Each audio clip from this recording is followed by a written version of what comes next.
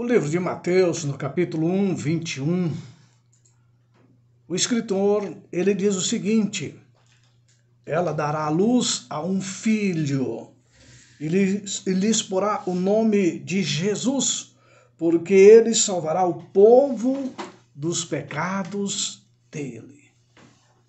Sim, Deus, o Filho eterno, ele encarnou-se em Jesus Cristo. É por isso que Mateus 1, 21 diz este verso que eu li. Por meio dele foram criadas todas as coisas. Através dele é revelado o caráter de Deus. Através deste filho que nasceria, seria efetuada a salvação da humanidade.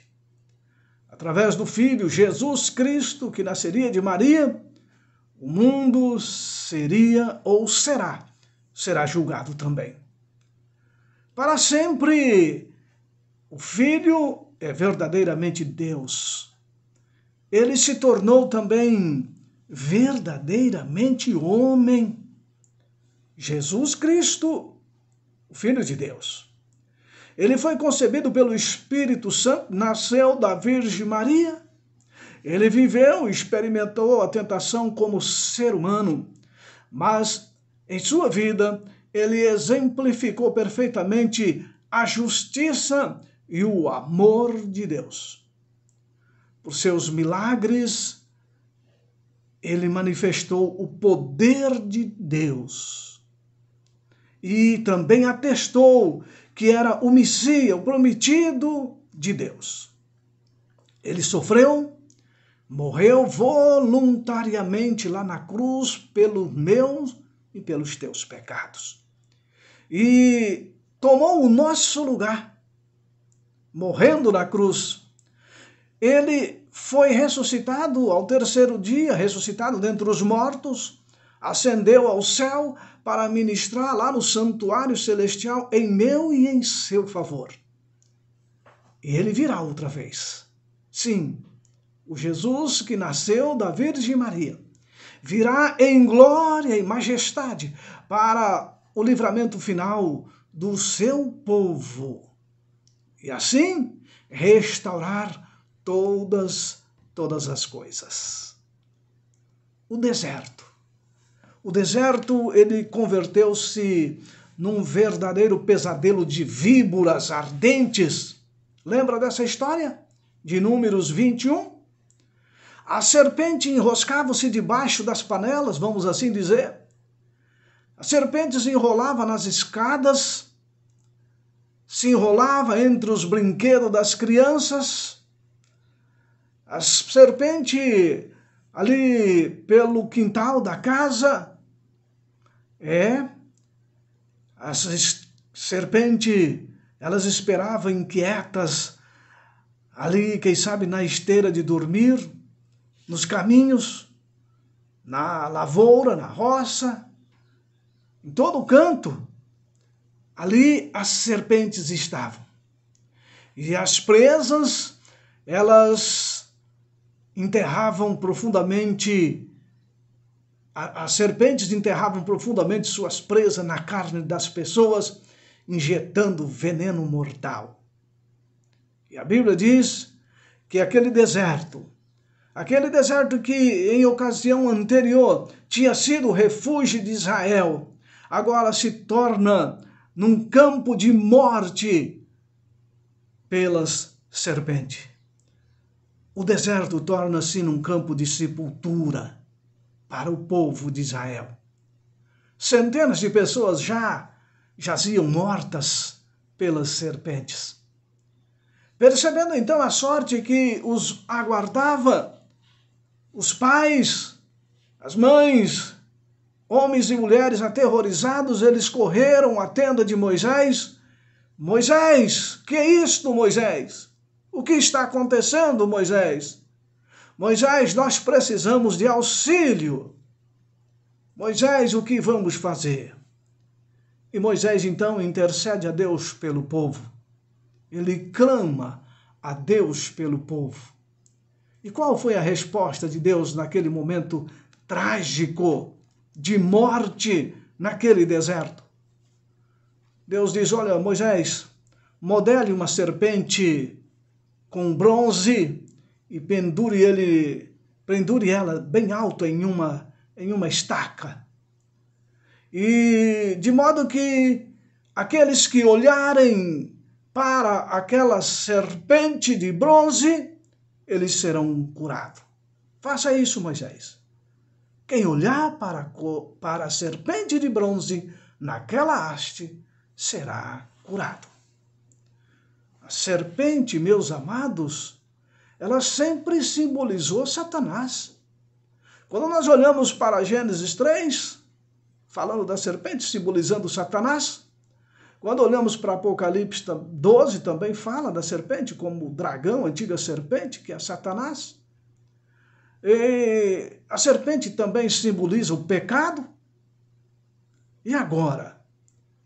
O acampamento de Israel havia caído nas garras de Satanás, literalmente. E qual foi o remédio de Deus? Qual foi? Deus não ordenou que eles olhassem para um cordeiro, não olhou para que eles olhassem para o santuário, mas olhem para a serpente. Era um símbolo estranho para Cristo, não era mesmo?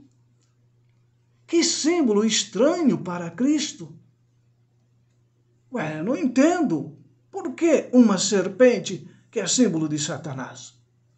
Ah, meus queridos, da mesma forma que a semelhança da serpente deveria ser erguida numa haste, Jesus ele foi feito semelhança de carne pecaminosa, diz Paulo em Romanos 8, verso 3. E este, feito a semelhança de carne pecaminosa, ele seria pendurado numa vergonhosa cruz. Sim, Jesus, ele se tornou pecado por nós, assumindo sobre si o pecado de todos aqueles que existiam ou ainda haveriam de existir. Aquele que não conheceu o pecado se fez pecado por nós, para que nele fôssemos feitos justiça de Deus. Contemplando a Cristo, meus queridos, a desesperançada humanidade poderia ou pode encontrar a vida.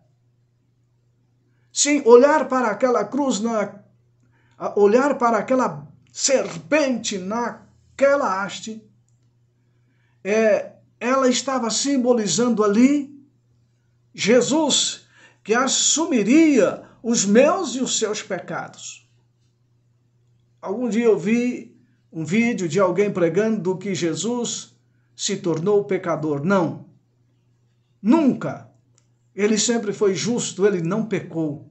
Na sua boca não se achou iniquidade. Mas ele fez semelhança de carne pecaminosa. Por quê? Porque ao ele assumir a cruz, ao ele morrer na cruz, ele assume o meu e o seu pecado. O pecado de toda a humanidade recai sobre Jesus. E assim Paulo diz que ele se tornou o pecado. Ele não pecou, ele se tornou o pecado, assumindo sobre si o pecado de todos aqueles que existiam ou ainda existem. Como é, Daniel, que Jesus se tornou o pecado? Vamos dar um exemplo. Um pai que fica sozinho a cuidar dos seus filhos, ou uma mãe que fica sozinha a cuidar dos seus filhos. E esta pessoa diz: eu sou pai e mãe dessas crianças. Vejam bem, ele assume o papel de mãe, o pai assume o papel de mãe, ou a mãe assume o papel de pai. Jesus assumiu o meu e o seu pecado. Ah, por isso aquela serpente era um símbolo estranho do pecado. E Jesus foi levantado numa cruz, assumindo o meu e o seu pecado. E todos aqueles que olharem para a cruz, Todos aqueles que olharem para aquela cena com fé e esperança pode encontrar vida. Sim, Jesus na cruz assume o meu e o seu pecado. Assume o nosso lugar. Aquela cruz deveria ser nossa. E de que modo, então, meu querido ouvinte, a encarnação poderia trazer salvação à humanidade? De que modo? Que efeito teve ela sobre o Filho de Deus? De que forma poderia Deus tornar-se homem? E por que isso seria necessário? Por que, meus amados, a encarnação de Jesus seria necessária? O plano de Deus, meus amados, para resgatar aqueles que se haviam desviado do seu conselho pleno, do seu conselho sábio. Sim, o plano de Deus para resgatar demonstrou convincentemente o seu grande amor. São João 3,16, porque Deus amou o mundo de tal maneira que deu o seu Filho unigênito para que todo aquele que nele crê não pereça, mas tenha vida eterna. Sim, de acordo com esse plano, seu Filho, ele foi determinado, mesmo antes da fundação do mundo, diz Pedro. Ele foi determinado como sacrifício pelo pecado. Ele foi determinado como a esperança da raça caída, da raça humana pecadora. Não porque o Pai disse, é você, filho. Não porque o Conselho Celestial disse, você é obrigado, filho. Não. Porque Jesus, nosso Criador, nos amou tanto que ele se dispôs. Ele se entregou voluntariamente. Ele recebe então do Pai. Ah, filho, você quer? Você aceita esse sacrifício? Então o Pai diz, eu vou dar essa incumbência a você. Eu vou dar esta incumbência a você de trazer de volta a Deus, de providenciar a libertação do pecado através da destruição das obras do mal. Portanto, filho, você aceita. Você está incumbido desta obra de resgate, de salvação. Sabe, meus queridos, o pecado é mau. O pecado apartou Adão e Eva da fonte da vida. O pecado, ele causaria a morte imediata do ser humano. Sim, a morte causaria, porque o salário do pecado é a morte. Contudo, o acordo com o plano estabelecido, ou de acordo com o plano estabelecido antes da fundação do mundo, o conselho de paz de Zacarias chama de conselho de paz. O Pedro chama de plano estabelecido antes da fundação do mundo. Deus Filho colocou-se entre o casal pecador e a justiça divina. E então Deus Filho, ele estabeleceu uma ponte entre o abismo, ou sobre o abismo, restringindo assim a morte. A justiça divina dizia, morte, pecou, morreu. Mas o Filho de Deus, ele estabelece uma ponte. Ele estabelece uma ponte sobre o abismo, e assim ele restringe a morte eterna. Mesmo antes da cruz, meus amados ouvintes, a graça manteve viva os pecadores e assegurou-lhe a salvação. Sim, a graça. Muitas pessoas, meus queridos ouvintes desta manhã, pregam, vivem uma crença de que a graça é somente no Novo Testamento, auto-engano. A graça de Cristo sempre permeou a humanidade. A graça de Cristo se entregou mesmo antes da cruz. Ele se entregou, ele se deu. O plano estava estabelecido e a graça é salvadora a todos aqueles que creem. Sim, mesmo antes da cruz, a graça de Deus estava estabelecida e todos são salvos pela graça. Os velhos testamentários, os novos testamentários também são salvos pela graça. Ah, se não fosse a graça de Cristo, os velhos testamentários não seriam salvos e nem os novos testamentários. Entretanto, para que pudesse me restaurar plenamente, para que pudesse lhe restaurar plenamente a condição de filhos e filhas de Deus, era necessário que ele se fizesse homem, Deus se fizesse homem. Imediatamente, então, após o pecado de Adão e Eva, Deus lhe ofereceu esperança. Deus lhe prometeu que estabeleceria uma imensa inimizade entre a serpente e a mulher, entre a semente desta e a descendência daquela. É uma enigmática declaração, né, de Deus, quando Deus diz: porém inimizade entre ti e a serpente. A serpente, meus queridos, ela teria sua descendência. Mas o descendente, também a mulher, teria a sua descendência. A serpente e a sua descendência representa Satanás e os seus seguidores. Exatamente. A mulher e sua semente simboliza o povo de Deus. Simboliza o Salvador do mundo. E esta afirmação foi a primeira certeza de que a controvérsia entre o bem e o mal terminaria mediante a vitória do Filho de Deus. Entretanto, a vitória, meus queridos, do amado Filho de Deus seria obtida à custa de dor. Este Jesus, o nosso Salvador, a Bíblia diz que ele feriria a cabeça da serpente, ou seja, de Satanás. Mas Satanás feriria o calcanhar da mulher, ou seja, do Salvador. Nenhuma das partes sairia ilesa nesse conflito. A serpente, ela feriria o calcanhar da mulher, ou seja, da descendência do Filho de Deus, da semente da mulher.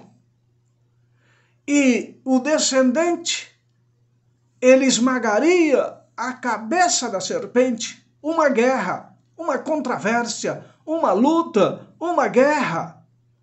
A partir daquele momento, a humanidade passou a esperar o Messias prometido. Passou a esperar o descendente da mulher. E o Antigo Testamento, ele descortina essa esperança. Que lindo isto!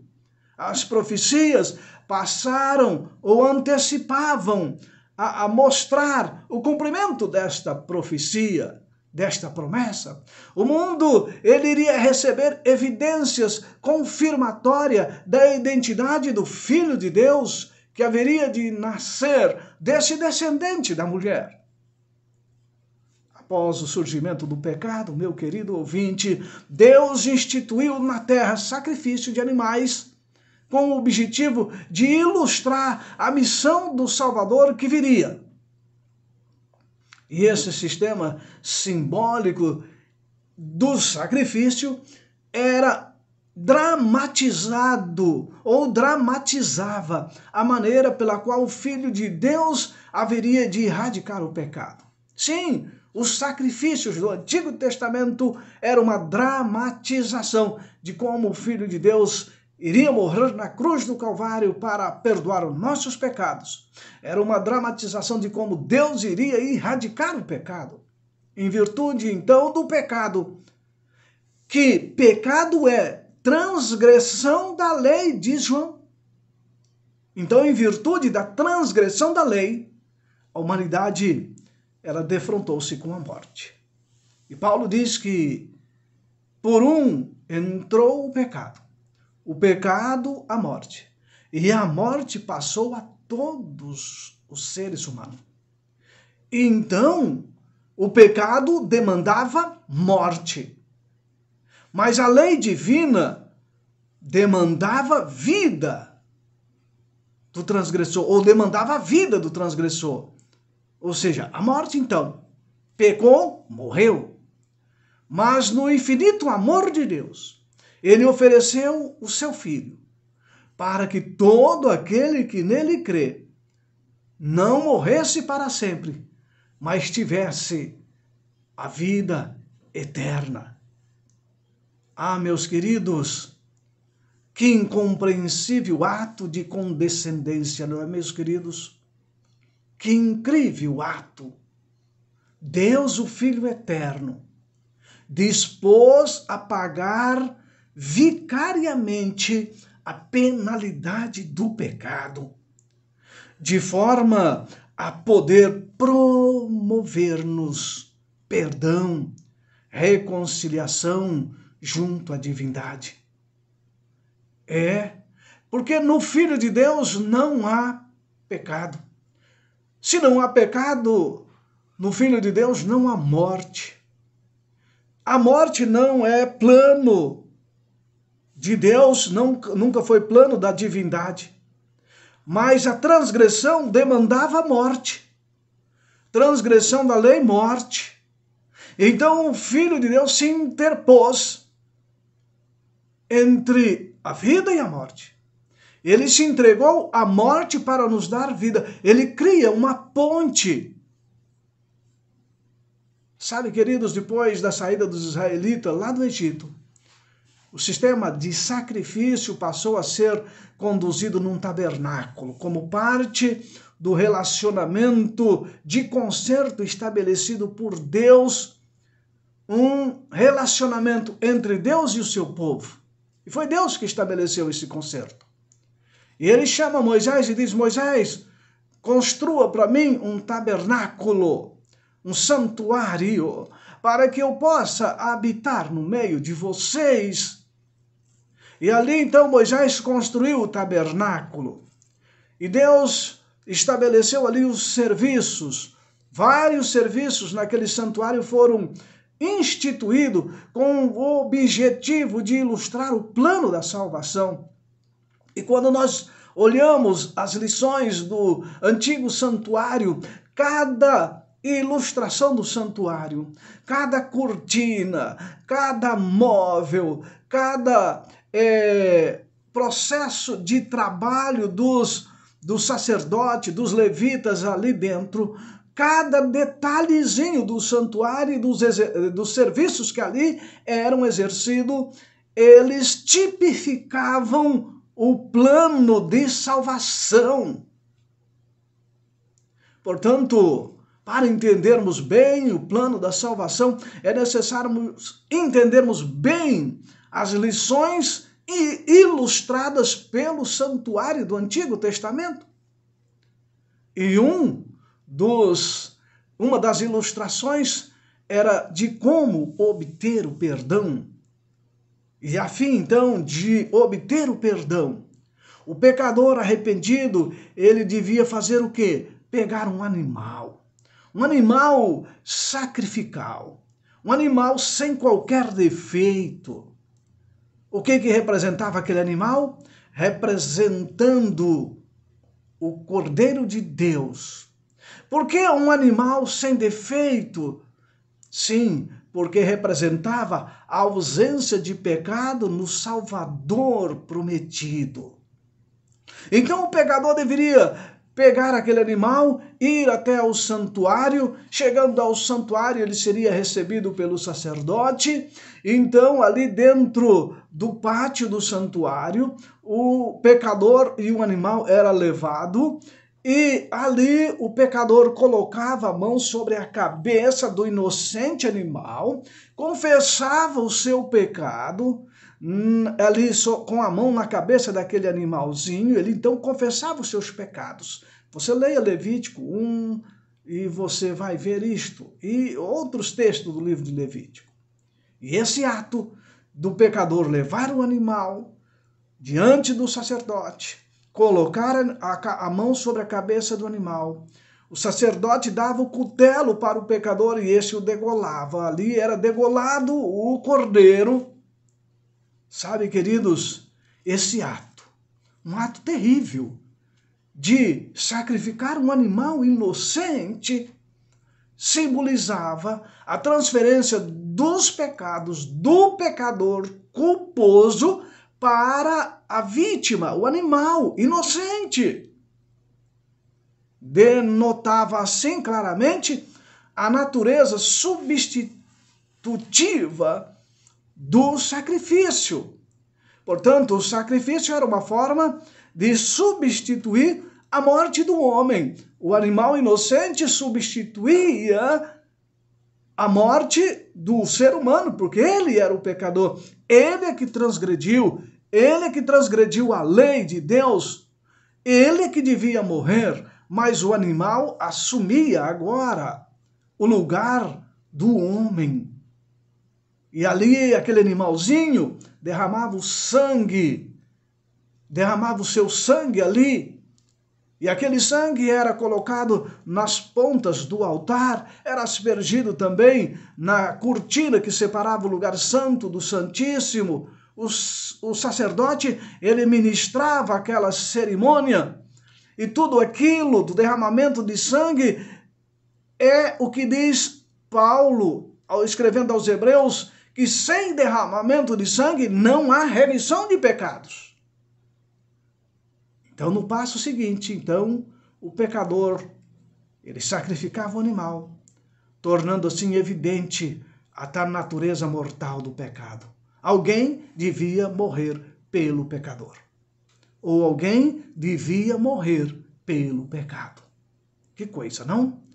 Isso tratava-se de uma forma poderosa, meus queridos, de expressar esperança. Esperança no Cordeiro de Deus, que iria derramar o seu sangue lá na cruz do Calvário.